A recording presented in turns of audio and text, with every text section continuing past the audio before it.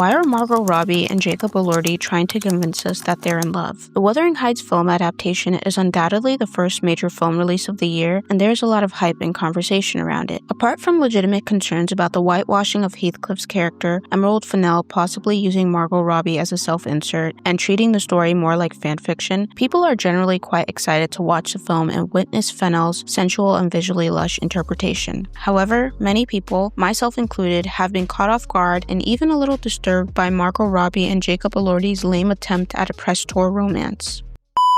Where is he right now? Because he's not in a corner of a room watching me right now. And then he wasn't, and I was really unnerved and unmoored. We have a mutual obsession. I read that Jacob did the most amazing thing for you on Valentine's Day when you were filming. Jacob's getting a lot of credit. I actually got him presents too. I would like that to be known. You have the opportunity to share a film set with Margot Robbie. You're going to make sure you're within 5 to 10 meters at all times. I'm not buying it. While these moments are shocking, they aren't completely unfamiliar. Press tour romances or actors pretending to be in love with each other during the promotion of their movie or show is common. Some may be convinced that the romance is real, but most people know that it's just a very calculated marketing tactic to promote the movie and generate more buzz. Romance sells. Hollywood crafting romantic fantasies through press tours has existed for decades. According to a Refinery 29 article titled "The Press Tour Has Become a Real-Life Rom-Com" written by Gina Song, quote, "In the 1950s, film studios in Hollywood were notorious for fixing up screen couples to generate press," unquote. This concept was presented in the 1952 film Singing in the Rain, where the studio forced Gene Kelly's character, Don Lockwood, to fake a relationship with his on-screen love interest, Lena Lamont, to promote their films. Gina Song even points out The Hunger Games, which, quote, "had an entire subplot where Katniss Everdeen and Peeta Mellark had to showmance their way out of a dystopian talk show led by an unhinged Stanley Tucci," unquote. Despite most people knowing that these romantic moments between the actors are staged, people still enjoy it. It gives people something to talk about, and audiences love seeing two attractive people in love. However, that doesn't seem to be the case with Robbie and Elordi. We know that Robbie is married to her longtime beau, Tom Ackerley, who co-produced the Wuthering Heights movie alongside her. It's a low-key marriage, but Ackerley showed up to the premiere and took photos with his wife. Elordi is in an on and off relationship with renowned rower and USC alum Olivia Jade. This alone makes it hard to believe that Robbie and Elordi are in some sort of romantic entanglement, but actors still have been able to captivate audiences with their staged romances despite being in committed relationships. The problem with Robbie and Elordi's approach to the press tour romance is, to put it simply, they have no chemistry. While the two are playing leads in what has been dubbed the greatest love story, their moments in interviews feel forced. What's even more strange is that these two are great actors. Why are they having such a hard time performing this press tour romance, something that so many actors, even bad ones, cough cough Sydney Sweeney, have done to promote a movie or show? Before I dive into that, I want to explore why showmances, or actors pretending to be in love, are such a popular marketing tactic for movie or show press tours. Press tours are very important when it comes to promoting a film or show. It's not just about actors and directors discussing why their project is amazing. Actors, in a way, have to sell themselves. They have to make themselves personable, relatable, and fun to keep up with. I don't necessarily agree with this approach. I think actors and creatives should be allowed to just talk about the art, but very often that doesn't gain a lot of attention from the general public. The public and fans want to know what their favorite food is, a funny story from being on set, and who their favorite music artist is. Press tours can gain attention in a variety of ways, including the actor's fashion, drama such as the press tour going wrong, which is what happened with It Ends With Us and Don't Worry Darling, and press tour romances. There are two elements to press tour romances that make them popular and effective in getting people to tune in: studios wanting to generate buzz, and audiences being parasocial with actors. The concept of the PR couple has existed for a long time in the entertainment industry. The public and media has always been fascinated by couples and love. It's an easy way to build clout. Even if there is a hint of proof that they may be a fake couple, people are still interested and still have their names trending. All press is good press. Sometimes two actors who are playing love interests do actually fall in love, and this makes people excited because they feel like the love story came to life. In the case of Angelina Jolie and Brad Pitt having an affair on the set of Mr. and Mrs. Smith, rumors were swirling that they had something going on, and the two were well aware of this. Rather than fully leaning in, they kept the status of their relationship mysterious, not only because Pitt was married to Jennifer Aniston and they were regarded as a golden couple, but also because it only created more conversation and speculation, which led to more people buying tickets to watch the film. Other people go to the other end of the spectrum, like Reese Witherspoon and Ashton Kutcher, while they were promoting the 2023 rom-com Your Place or Mine, which looks an awful lot like the poster for Spooners. During a premiere, the two were photographed a couple inches away from each other, leaving enough room for God and for thousands of people to speculate if they hated each other's guts. This photo went completely viral, and personally, it was my first and only introduction to the film. Witherspoon and Kutcher explained that they posed in that way to avoid affair rumors because they are both married to other people. But this only made people think that they had no chemistry and didn't like each other, or that they did have an affair and are now avoiding each other. Either way, this didn't make people want to watch the movie, me included. A requirement of rom-coms is that the actors have chemistry. The actors don't necessarily have to display romantic chemistry during the press tour to convince audiences that the movie is full of romance, but they have to make us think that they are a pair worth watching. Even when Witherspoon and Kutcher didn't want the public to think they had something going on, the public still speculated. People will talk either way, so perhaps for a studio, it's better to control the narrative and control what people think. Regarding audiences being parasocial with actors, people love behind-the-scenes drama and rumored flings. I can't tell you how often I think about Ryan Gosling and Michelle Williams on the set of Blue Valentine, because what the hell was going on there? Maybe it was nothing, or maybe it was something. It only adds to the lore. Audrey Hepburn and William Holden, I just know I know they had something going on. This only creates more intrigue, and it's another layer of information that could be fun to obsess over on top of the content of the movie or show itself. Audiences can also get so attached to characters and their love story, and they want it to be real. For example, fans of The Office were so charmed and captivated by Jim and Pam's relationship and how the actors, John Krasinski and Jenna Fischer, were able to convey their romantic chemistry on screen. This led to some fans thinking, they seem so in love on screen, some of that must transfer into real life, right? This creates a blurring between real life and fiction where superfans believe that Jim and Pam are real and attack anyone they believe may come in between them. Lindsay Broad had to bear the brunt of this when she played Cindy, Pam's replacement during her maternity leave on season 8 of The Office. The writer's room of The Office may have screwed Lindsay Broad over when they wrote that her character Cindy would seduce Jim when some of the office workers went to Florida to launch the first Sabre store. Broad, being a fan of the show, didn't want to play a villain or someone who would undoubtedly be disliked by the fandom, but she had no choice. She did her job, but she was still targeted with a slew of hate comments claiming that she was a bad person for getting in between their beloved fictional characters, even though it was all fictional. Pam and Jim aren't real people, let alone a real couple, so I'm unsure why there were so many people who felt strongly enough to say terrible things to Lindsay Broad. On the Office Ladies podcast with Jenna Fischer and Angela Kinsey, Broad discussed how she's still bullied to this day for the transgressions of her character. She recalled a time in 2020 when she posted about her dog dying and, quote, there were a bunch of comments underneath being like, F you Kathy, you deserve it, unquote. Despite playing this character over 10 years ago in a few episodes, Broad says she's used to people calling her Kathy. Fisher even said that Broad, Rashida Jones, Rich Summer, who are all actors who played characters that try to get with Pam or Jim, should start a support group because of the backlash they've gotten. There are probably many stories like this in various movie or show fandoms because some people seem to be confused with the line between real life and fiction. This sort of behavior is understandable from children, but people who are capable enough to navigate social media should know better. Do these people who attack actors for things their characters do genuinely believe that the actor is to blame and that their bullying is justified? The Office fandom is massive, so there's bound to be some cuckoo birds in the flock, but the nature of fandom is obsession.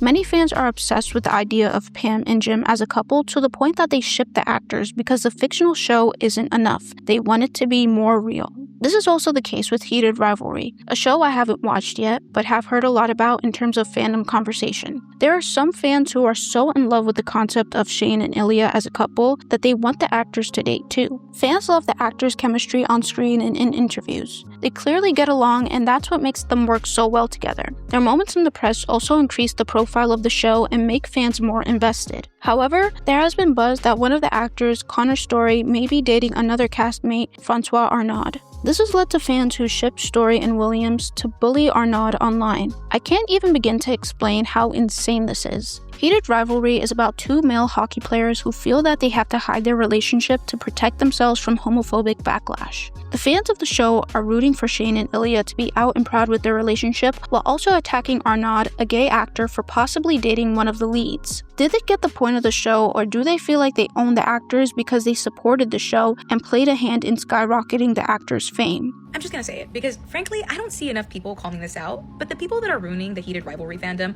are the extreme real person shippers. I'm talking about the extremists on both sides. The people that romantically ship Hudson and Connor, and romantically ship Connor and Francois. Listen, I love HudCon. If you've ever come across my content, you know how much I love and admire that friendship. But did you hear what I just said? That friendship. I don't care how much peak soulmateism they give, and they do give that to me. Literally, I listen to that In Between song by Gracie Abrams and I think about them. But right now, all that their relationship is confirmed to be is a friendship. Hudson has a girlfriend. Truthfully, I don't think that there's anything inherently wrong about wanting them to be more than that in your own brain, but posting that on main is kind of insane. The amount of things that I've seen on the internet in the last 2 days when everybody figured out that they did in fact arrive in the same car to the SNL after party, but just decided to like exit separately, which, can you see why? Because they didn't even come out of the car together, and people already making think pieces about how they were making out in the back of the car. Y'all really don't think that that's weird?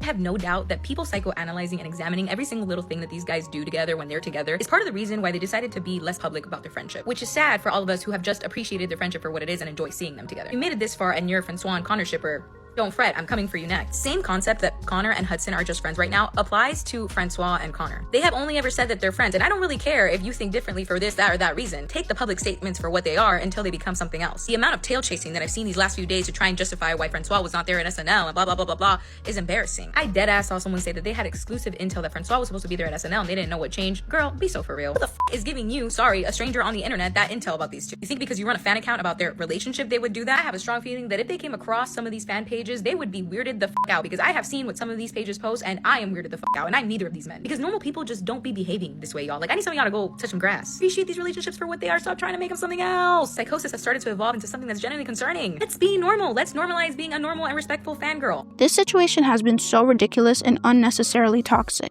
Why can't fans just watch the show and enjoy? Why do some fans think they are entitled to more? Why is there a blurring between acting and real life? Perhaps fans' desires for the leads to be together in real life speaks to how well the actors conveyed the romance on screen, but it also speaks to the level of mental instability among fans. Production studios and fans both benefit from actors pretending to be in love during press tours. For the studio, it creates more conversation for the project, which draws more eyes to it. For fans, it's more content to consume and obsess over.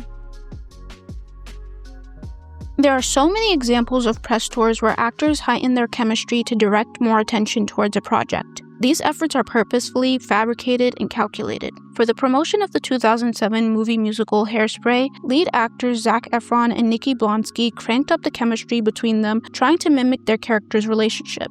In 2007, Zac Efron was a certified heartthrob. His face was posted on millions of girls' walls across the world because of the success of High School Musical. It's very likely that the studio told him to be more affectionate with Blonsky, because then the fans would be more excited to see the two on screen, and the fans could also treat Blonsky as a self-insert. Fans fantasize about being with their celebrity crushes, and seeing their crushes interact with other women in a romantic way can be exciting. It can stir up jealousy, but fans just imagine themselves in the place of the receiver of the affection. Efron at this time was also dating Vanessa Hudgens, his co-star in High School Musical, so his PR stunts with Blonsky became much more controversial and shocking. In one interview, Efron and Blonsky shared a kiss, much to the excitement of the audience. If you're to date anyone in the cast of Hairspray, who would it be and why? Oh man, put me on the spot here. Oh man, you know what? I do have to say, I think me and Nikki got a thing. I don't know what it is. But, she was so easy to work with. We didn't rehearse that kiss. It was all natural. Was it natural? All natural. How natural? Like natural enough to kiss again on television, or not that natural? to you here. A quick one? All right. Let's do it, Tracy. Come on, baby. They used to not give a when they were doing press tour. When I was 7 years old, I thought that Zac Efron was cheating on Vanessa Hudgens for Nikki. What I've learned, obviously now, is they will do anything to promote that motherfucking film, because the way they were shipping them together, Nikki Blonsky was like a brand new actress into the industry. She probably really thought her and Zac Efron were about to date, because you saw that Wendy Williams interview. She said she gonna steal that man from Vanessa. Like, what the fuck? Anyway, this whole thing was so chaotic, and obviously Nikki Blonsky turned out to be a racist. But wow, these were the times. Even though this promotional strategy was over the top, it worked as Hairspray was a hit at the box office, and people still talk about Efron and Blonsky's relationship during the press tour to this day. While it was effective, it can also come across as a desperate ploy to get people interested. Rather than centering the quality and talent in the movie centered this fake romance between Efron and Blonsky. Lucky for them, the movie is good, but this isn't always the case. Before the press tour for Anyone But You started, there were rumors that Sweeney and Glenn Powell were having an affair on set. Sweeney was engaged and Powell had a girlfriend at the time who wasn't pleased with the rumors. Powell split from his girlfriend Gigi during the filming of the romantic comedy, but Sweeney was still together with her partner, the film producer Jonathan Davino. This situation is actually quite similar to the Wuthering Heights drama right now, but the public was more convinced that the rumors about Sweeney and Powell being involved were real, especially because the rumors started long before the press tour. Rather than dispelling these rumors, the two leaned into it and had people really wondering if they had something going on. Many people enjoyed their chemistry, and the press tour was discussed and dissected across social media. Besties Glenn Powell and Sydney Sweeney is getting called out by his ex, and they sound diabolical. Remember they did the whole Anyone But You, and they played up this whole PR cheating scandal thing. They were both in relationships of their own, right? He didn't call Gigi in and go like, listen, I'm gonna have to play this up. Are you okay with that? No. He did not. When she sort of called him up to be like, say something. Say, don't be ridiculous. I'm not cheating on her. He wouldn't. And he was making out that like he was already going through this breakup during this tour. Gigi is saying that is not how it went down. That he was out in Australia doing the promo, and she's really at her limit. She's had enough at this point, and she rings him up to be like, but I can fix this, right? We can make this okay. Because she still loved him. This relationship was not over like he makes out. He gets on the phone and says to her like, yeah, the producers and I have chatted, and we think it's better you don't come. He might as well have said like, your existence is going to ruin my vibe and branding of a cheater. Don't ruin it. This conversation did translate into meaningful success, as the film was notably a major box office triumph. Interestingly, the movie wasn't received well critically, scoring a 53% score from critics on Rotten Tomatoes, but audiences still loved it, giving it an 87% score on Rotten Tomatoes. As I said earlier, audiences want to watch actors that have chemistry in romance films, and people are hungry for good rom-coms. Anyone But You isn't a good rom-com, but Sweeney and Powell's flirting on the press tour convinced audiences that they would have chemistry on screen. Though they never established that they were dating or left their partners for each other, their press tour romance was effective in creating buzz for the Subpar movie. When I think of the creme de la creme of press tour romances, I look at the promotion for any Shonda Rhimes project. Rhimes makes the press tour romance look like an art. I don't know what type of magic that lady does to consistently find actors with wonderful chemistry, but it gets me every single time. Ellen Pompeo and Patrick Dempsey from Grey's Anatomy, Kerry Washington and Tony Goldwyn from Scandal, these two are still at it to this day, and they're both married to other people. That press tour ended eons ago. Bridgerton press tours and the chemistry between the actors have convinced me to watch the different seasons. The chemistry amongst the actors, and specifically between the romantic leads in Rhimes' projects, are what makes her shows some of the best on TV. One duo that stands out to me are Corey Mylchreest and India Amarteifio from the Queen Charlotte season of Bridgerton. I still think about them to this day, and the season came out 3 years ago. I'm mad that they haven't done another project together, because it's rare to find a pair of actors with that much chemistry. Corey and India didn't just establish their chemistry on screen, but on the press tour as well. Their dynamic felt very natural, unlike Margot, Robbie, and Jacob Elordi. A part of me does genuinely believe that Corey and India were just being themselves, and they were really close in in real life. However, this did cause fans to speculate if they were dating, even though Corey had a girlfriend that he was public about. People started to feel like Corey's girlfriend was getting in the way of Corey and India being together, so people attacked her online. When Corey and India started being less touchy and stopped displaying their closeness, fans speculated that Corey's girlfriend told him to tone down his chemistry with India. Just like with The Office and heated rivalry, many fans wanted the fictional relationship in Queen Charlotte to be real, so they shipped the actors. I don't think the actors purposefully set out to do a press tour romance, but the fans enjoyed their moments together and thought they were in a secret relationship. Towards the end of the press tour, when the fans' speculations started to impact their lives, they made a clear effort to convey that they had nothing romantic going on and they were just close friends. While Corey and India's chemistry on the press tour undoubtedly drew in new viewers to Bridgerton and made fans more invested in the show, it negatively impacted their real lives. Even when actors don't deliver a press tour romance, the fans still have a lot to say. This was the case with the Summer I Turned Pretty Season 3 press tour. Some fans of the show wanted to see the lead actors Lola, Tung, and Briney show more chemistry during their press tour. Their behavior and dynamic during the press tour was dissected by onlookers who either felt like Briney was being rude for not flirting with her, or had feelings for Tung but had to hide it because he has a fiancé, or that they hated each other's guts.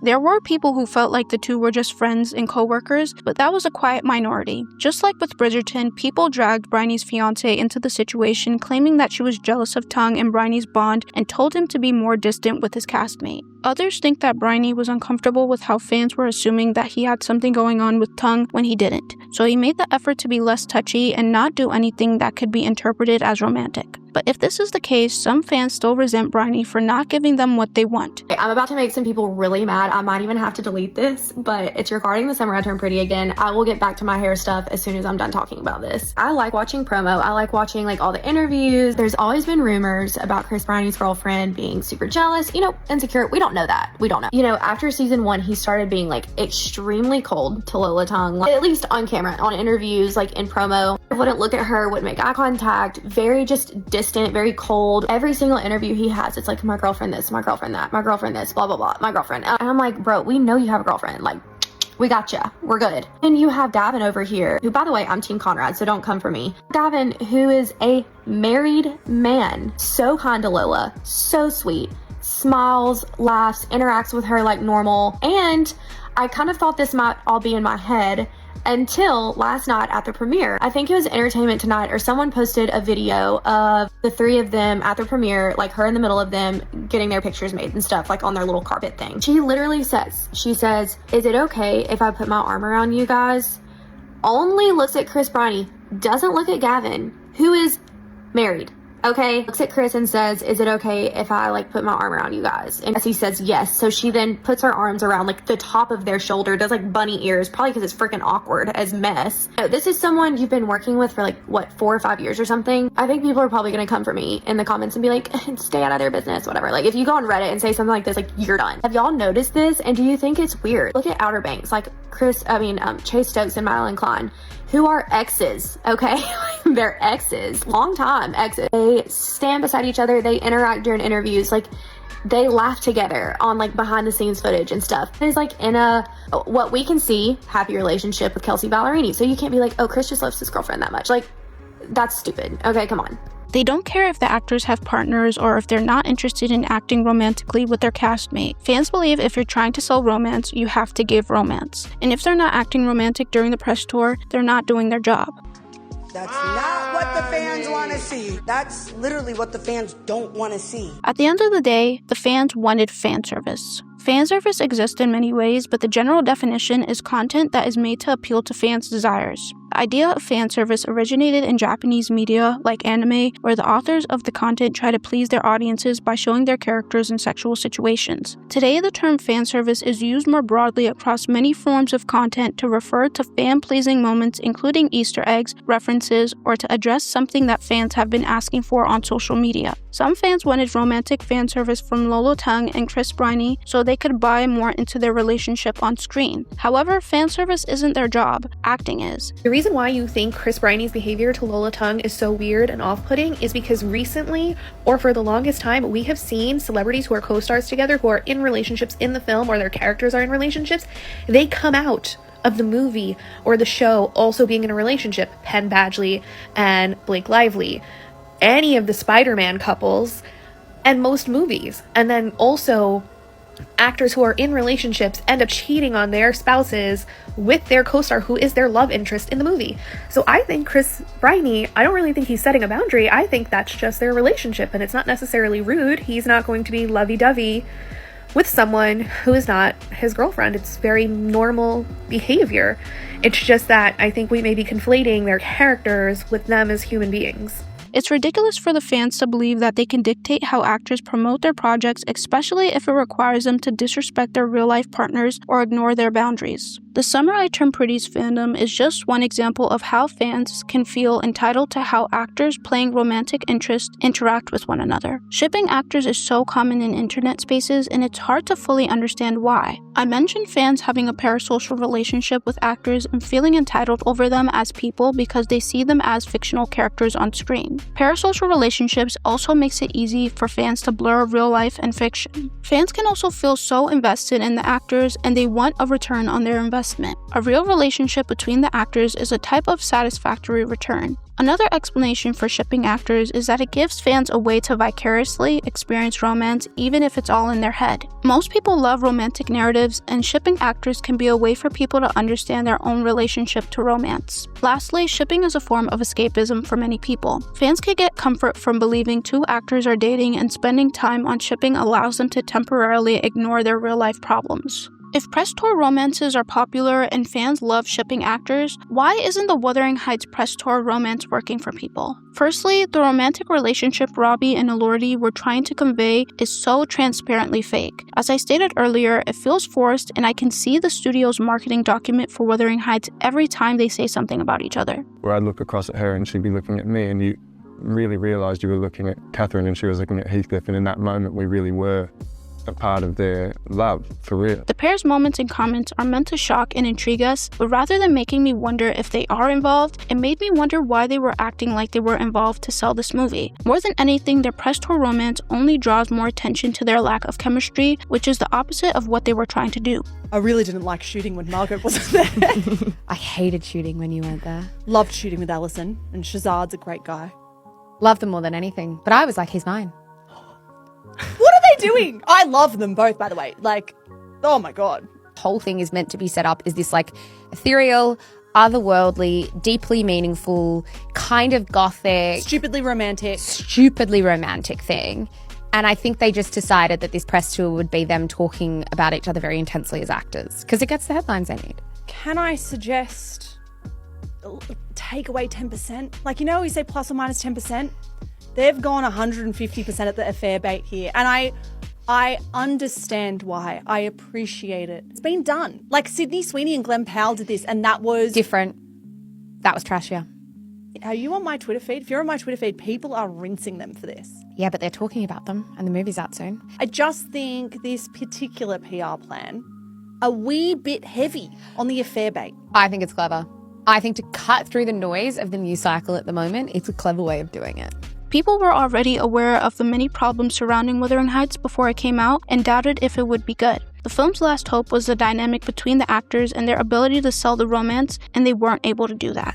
Are press tour romances an effective way of promoting movies or shows, especially ones involving romance? While the Wuthering Heights press tour romance was unconvincing, it still caught my attention. People are talking about it. It even took some attention off the egregious whitewashing scandal. I'm not sure it necessarily made people buy tickets, but it created buzz. Overall, fake showmances between actors are fun to watch and sometimes lead me to watch a movie or show. However, it can also make fans read into actors' dynamics and feel entitled to their personal lives. Performing intimacy and romance during the press tour can also cancel out the real acting in the show or movie. Audiences will assume that the romantic scenes weren't acting, and so it discredits the actor's work and talent. Press tour romances are kind of a cheap way to promote a movie. The studio expects the actors to put on a performance during the press tour that can jeopardize their personal lives and manipulate the public. With showmances, it also can feel like the actors in studio overcompensating for a lackluster film. Overall, real chemistry is clear. Actors don't need to act romantic on press tours to convince audiences that they have on-screen chemistry. While I have mixed feelings on press tour romances, I don't see them stopping anytime soon. It's too ingrained in Hollywood and how movies are promoted. I hope you enjoyed this video. Let me know your most favorite and least favorite example of a press tour romance in the comments. Please like and subscribe, and don't ask about the fish.